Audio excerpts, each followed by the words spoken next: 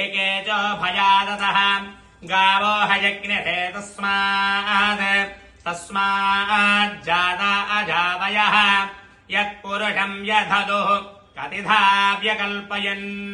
मुखम् किमस्य कौ बाहो कावूरोपादः उच्येते ब्राह्मणोऽस्य मुखमासीत् बाहो राजन्यः कृतः ऊरू तदस्य यद्वैश्यः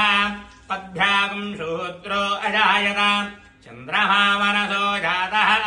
चक्षुः सूर्योदजायत मुखादिन्द्रश्चाग्निश्च